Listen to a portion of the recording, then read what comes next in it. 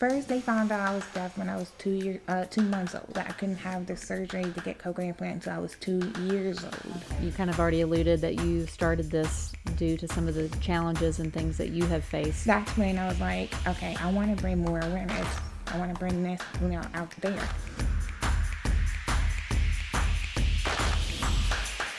Hello, and welcome to the Ordinary Brave podcast. We're so glad that you are listening and watching today with us.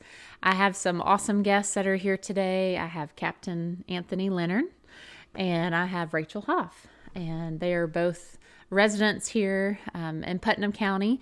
And Rachel and I actually are taking a course together, which is how we met. We are attending what's called the Citizens Academy that's put on by our Cookeville Police Department. Hence, sort of, that Captain Leonard is here. But we go to church together, but also Rachel and Captain Leonard have known each other for a little while. And why don't y'all explain that? Talk about how you all met. So Captain Leonard and I, we know back since sophomore high school, when I was a sophomore high school.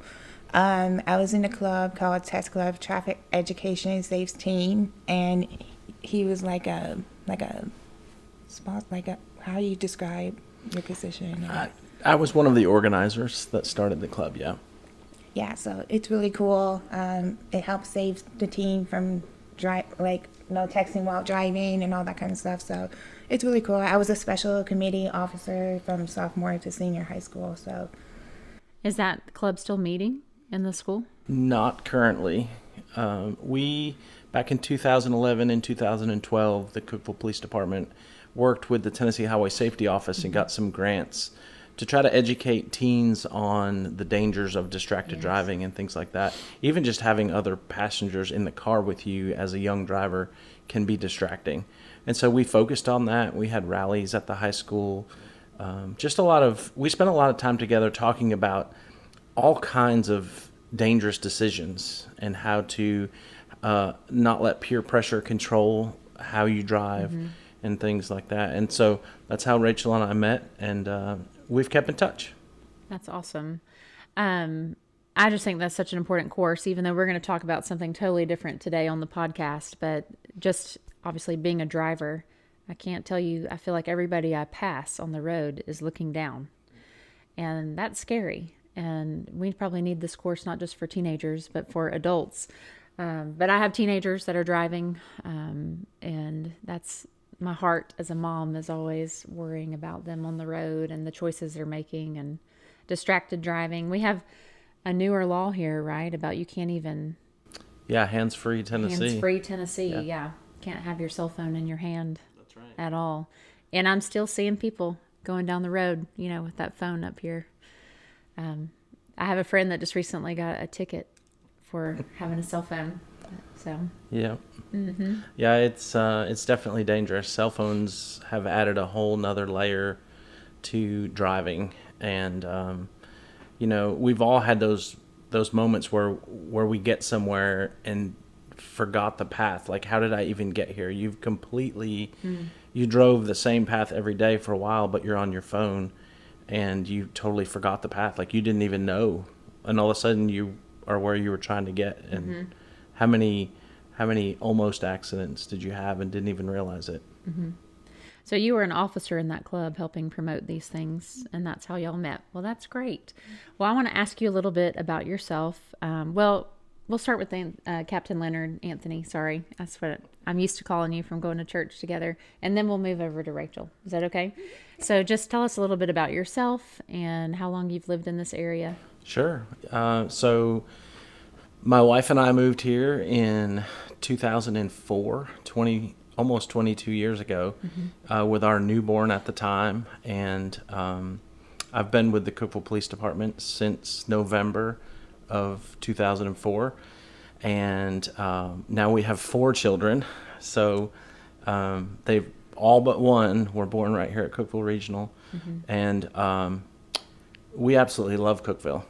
I've had the opportunity at the police department to work in a few different roles. I was promoted to sergeant and went through like community engagement, juvenile programs and things like that, which is what led me to the high school to be a part of that club.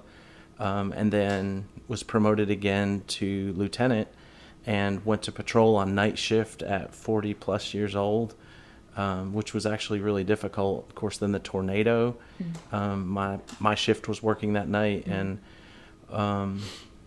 we see a lot of things as an officer.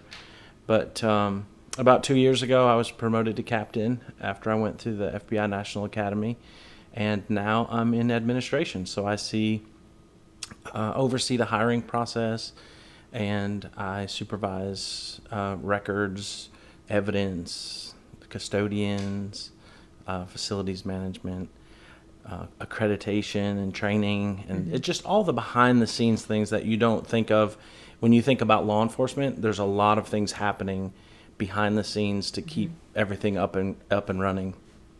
Well, I'm grateful for the Citizens Academy because my mind is being opened to all that happens and is going on, and just to protect, the citizens that live here. And we just appreciate all that you all do, and I appreciate you being here for Rachel today and just kind of being a support friend to her. And I'll have to have you on sometime where we talk deep into the Cookeville Police Department, because I'm just loving what I'm learning there, and it's been a blast. I'm so thankful that I'm doing the academy. Well, Rachel, I want you to tell me a little bit about yourself, and just, have you always lived in Cookeville, and just kind of give us a little bit of background on you. Okay, yeah. So I'm Rachel, and I was born and raised in Cookeville for 30 years. I'm a preschool teacher at Prescott South in our early childhood program.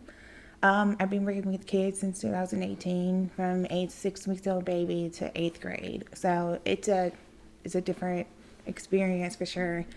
And I'm born deaf, so I'm the first person in the family who's deaf, and I have cochlear implants to hear. And so without my implant, I'm completely 100% profoundly deaf. So I love to volunteer. I love to help around. And also, since high school, from test club to Habitat for Humanity, all the way up, I have been volunteering, been going to leadership camp, the TTI, Tennessee Teen Institute. It's a leadership camp. So just learning about teamwork, learning about how to work with other workers and such. It's an awesome opportunity. And so, yeah, and then I went from jobs to job with people with a disability, like pace setters, the exceptional being. Oh my goodness, I love the exceptional being. I love being a barista. I love watching these individuals from have absolutely no idea what to do in the shop to, yeah, I can make you a coffee coming right up, and the confidence just amazes me. But yeah, so I have a lot of friends who have a disability like me, and I don't see a lot of stuff out there that has not had a lot to offer for us. So I just thought, I want to make connections and all that kind of stuff together, and that's how I decided to do Unique. So. Awesome. Well, just to tell you a little bit about my background, is my mom is a special ed teacher, and so she is one of those teachers. It's her students are like hers, and so my whole life I've been surrounded by people that have different disabilities. I actually have a learning disability myself, and then I have a child that's got some profound learning issues, and but in 7th grade, my mom had a deaf student that she was over, and she danced, and I was really big into ballet, and so her name was Tanya. And Tanya and I became best friends because I danced and she danced. And I was so amazed that she was dancing but could not hear the music. So she gave me my sign language name, which is, K for Kelly, but it's dancing. Oh. And so I think if I could have if my life, for some reason I went into the workforce and my life looked different, I think I'd be an interpreter. For the court systems or the hospitals, because I absolutely love sign language. To me, it's communicating through movement, and because I'm a dancer, I I just love sign language. Do you still sign even though that you can hear now with your Yes, implants? I still sign, but I'm not like a pro to sign because, like in Cookeville, there's not a lot of deaf community here that I can talk or sign to, so it's kind of hard to do that. But I do sign a lot with my kids, my preschooler. I show them the basics. If I'm sick, I don't like to talk when I'm sick, so I'll Sure. sign to my mom saying stuff like that. So, yeah, I sign a little bit. So. Well, I homeschool and we teach a lot of our like school concepts through sign language too, because we feel like it helps them remember, like if we're learning hand motions, it just kind of helps some of that information like stick into their brains. And so I love how old were you when you got your cochlear implants? So I was first they found out I was deaf when I was 2 months old, Okay. and I couldn't have my first hearing. At first, it was hearing aid, and it didn't really help me much. But I couldn't have the surgery to get cochlear implants until I was 2 years old. Okay. And so I had my first one on my right ear, and then I moved over. Before I was a freshman in high school, I had my second implant on. Like right now, I'm wearing one implant because I'm not so used to the loud world like you guys can handle. But I still wear it for like work and such like that. But today, I just thought I'll just have a mellow day. But yeah. Yeah. I mean, you were 2 when you got your first one. Do you remember a time? I mean, I guess if you took it off, you can't hear. So you kind of know what it's like to not hear and then have sound. Honestly, I can't remember when they turned it on. But I do remember going to Knoxville, the UT, for speech therapy and hearing, mapping and such. And then, like, that is constantly, like, every single week, my mom would have to take me out of the classroom and we would drive to Knoxville and do my speech and mapping. Like, that was, like, my mother day out, kindergarten to first grade, is going to Knoxville back and forth. That I do remember. And also, I do remember when they turned this one, like, I was so excited to get this one down. And when I turned it on, I started crying. And they're like, they think it was happy tears, but no, it was, I'm scared of this loud noise. I don't want this anymore. Yeah.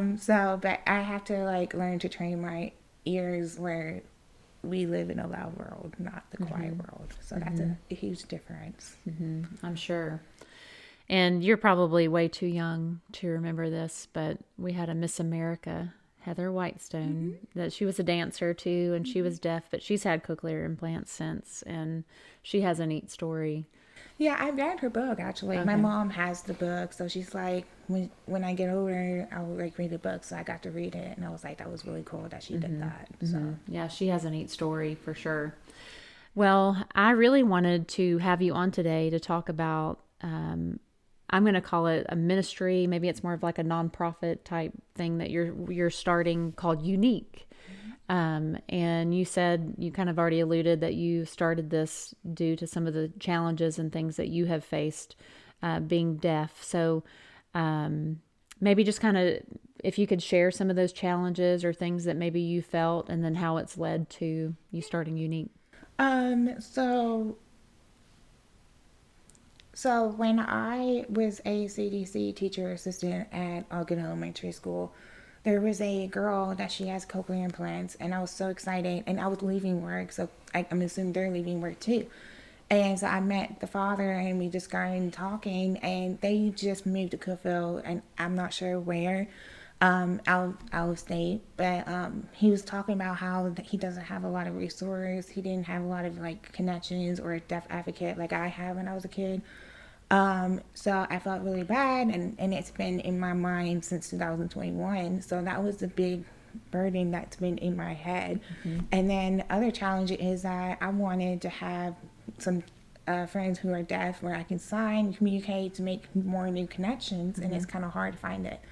And when I found out last year from a friend of mine. She was my former speech teacher since I was 2 years old. So we still catch up and everything. So she mentioned that there's a deaf social guide in Cookeville, and I had no idea. And so that was a hard challenge because I was trying to find those things. And the biggest one that really got me to this idea of unique was actually one day I had to take CPR training class, and I had been taking that class for so many times for my job, working with kids. Well, it was August of 2023 or 24, I can't remember which year. I just started writing stuff down after what happened in that class is the AED. So if I'm unconscious, they would have to use AED to save my life.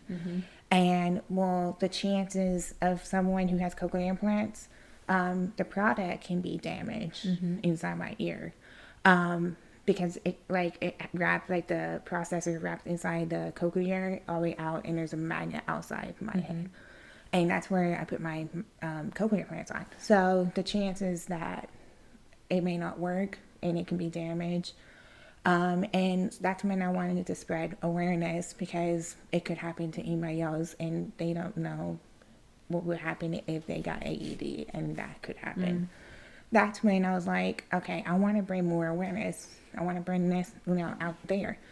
And I was like, one day I was like, okay, there's Fall of Invest for to bring community together. There's Habitat for Humanity for fundraising for the Habitat. And then there's Take Us Town, where they have some kind of fundraiser. And I'm like, well, we're about having a special need community event to go together, and also to have a resource fair with it. So I have 5 main keys that I wanted to bring is resources, services, connection, awareness, and community. Those are my 5 main keys that I want to bring to our unique community. And my mission statement is embracing and empowering our special need community. And when I mean our community, like in the city of Cookeville, there are so many people that has business and funds and grants and everything that they actually want to help out with our unique community. And it was so cool. So that's why it's our community that we wanted to give them this, so they don't feel alone. Yeah, I love that. And obviously it's something that's near and dear to your heart. And I love that you've just taken this initiative, to go out and get it started, which is very brave, as this is the Ordinary Brave, podcast, but it's very brave to step out and start something fresh and new like that. And y'all just recently had, would you call it like a community fair, community event? Yeah, unique day event. We had it Saturday, April 11th, which we last weekend. And it was really successful. At first, it started out with 50 vendors, but then we missed a couple of them, so we had total 44 vendors showed up. That's still a lot of vendors. And so that was amazing. And each one of these vendors, they were having something to do with special needs in some way. So each vendor has their own resources, in their own business, and they also have an activities to have that engagement, to interact, to get to know the family and all that kind of stuff. And they also have fidgets, so we don't want to offer candy, so it's fun to have fidgets, and to help with sensory and everything, because I love fidgets, so how can I not say no? That's right. Yes. So they have that there, and there's also there's company that they have the Cookeville First Baptist Church, they have a special need ministry. So not a lot of people may not know that. Not only Rising Bug Ministry has it, but we also have different ministries, and we have different OTs and whatever it's best for each individual needs. So. Well, Captain Leonard, I think I saw you in some pictures and videos. I did not get to go that day, which I'm super bummed, but I went to see my daughter play in Knoxville, which kept me out of town that day. But I think I saw some pictures of you there. So tell us about your experience at the event. Yeah, so if you know me at all, I like to have fun. And I like to meet people and just talk. So for me, it was a great opportunity to meet different unique individuals, and then see all of those different resources come together. There were tents that were offering just so many different things. that I didn't realize, even, as a police officer for 21 years here, that I didn't realize that these organizations were there and available. And so it was educational for me as well. And I've got a little buddy that he's unique, and he likes cars and little Matchbox style cars, and he came, and he had so much fun, and he actually signed up at one of the tables to go to camp, which he's never done before, but he felt The one at Camp Discovery? yeah. Oh, awesome. Yeah, so he Yeah. I guess he feels comfortable, to be with some other people who are unique in their own way, and so that was pretty neat as well. But you mentioned Brave, and Rachel reached out to me, was a little over a year ago, and with this idea. Last April. And I told her that it was quite an undertaking, and we made arrangements to get together and see what all she had planned. And you should see her notebook. She had so many things written down, questions that I asked her, she already thought about, and was ready to do it. And so over the past year, she has put together a lot of thought into, who can come? How do we set it up? How do we reserve things? What do we need? And so we've met. The first thing I told her was key organizers. You've got to get some help, some people that will help you put together these different things. So she did. She found 5 people willing to step up and be a part of this unique event. And the 11th was successful. It was a testament to her hard work. But really, it was a testament to the community, to Cookeville, that more than 40 vendors came out on the very first time to set up, to be a part of it. Yeah, that's huge. I know that you're not trying to boast about yourself, but we're proud of you. That's awesome.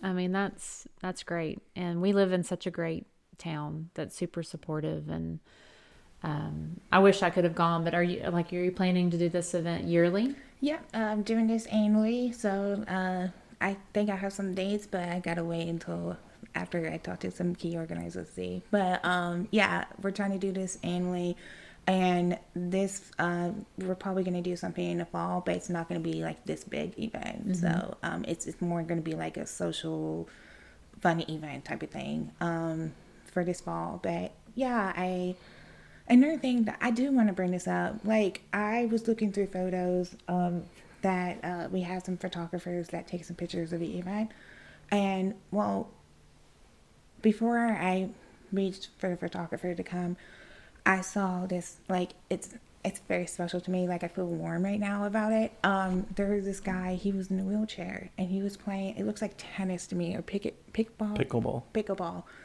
and with one of our staff or a volunteer or friend, I can't, anyway, but they were playing ball, and I was just like, okay, Katie, the photographer, I need you to capture this. This is what Unique is about. Having fun, making connections, play ball, being yourself, and bring yourself joy. And that is exactly what I want for Unique. So just seeing all these individual, like petting dogs or doing the pedal course, or just seeing them interact and making new friends and all that kind of stuff. That's why I want them to be themselves and be able to do what you guys want to do, because this is your day. So I love it. I have a very close friend that's best friend's daughter is blind, and it's amazing what she can do. You're talking about like playing the sports or whatever. They are playing sports, and there are so many things out there, and I think you're right. Parents just don't know. Like, I told you I have a child that's got some profound issues in certain things, and I wonder, like, what is the adult world going to look like? And it's so important that we know how to find these resources and where to go. And so thank you so much for doing this for our community and just kind of putting it all together and your heart behind it. Yeah. I had someone at the event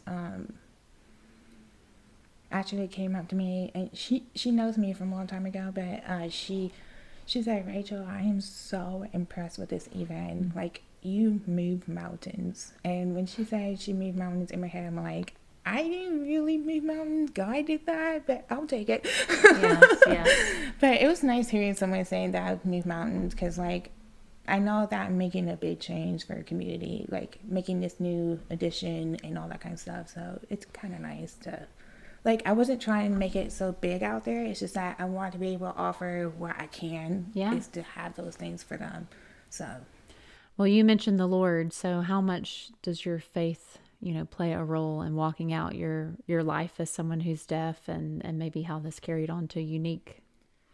I have a really close relationship with God, so I just have to trust God, and like, even if I have a notebook full of all these ideas or anything, I still have to ask God and see what God wants. It's not about what I want. I'm only doing what God, and I'm just serving the Lord, and I know that He wants me to use my talents, and my talents is to bring that unique, to bring that service for them. So just having God in this is what makes Unique happen as well. So, Well, that's awesome. Well, we call this podcast The Ordinary Brave, and the thought really behind it is that God can use ordinary people to do anything, but you're far from ordinary. And I find that most of the people that we interview on here, they're extraordinary. But that's just really how God views us all, and I think that you view the people in your community that way too, in the Unique community. And so we just appreciate you again for what you're doing. And is there anything that either one of y'all want to share about Unique, or any last comments that you would like the community to know? no, I can't think of right now. I would just say, to learn more, just go on social media, search Unique Cookeville, and Rachel monitors that. She has big visions of a website, of future endeavors. So she'll use social media to get that information out to the community. Yeah. Well, I'm excited to see what's coming down the road. So thank you again for serving our community in this way and making a difference. Well, thank you for having me, and Yeah. be unique. That's right. I like that. Be unique. Well, thank you so much for joining us today on the Ordinary Brave podcast. And go check out their social media at Unique Cookeville. Isn't that the right name? Unique Cookeville. And follow and like them. We ask that you follow and like the podcast as well. And go out there and be unique.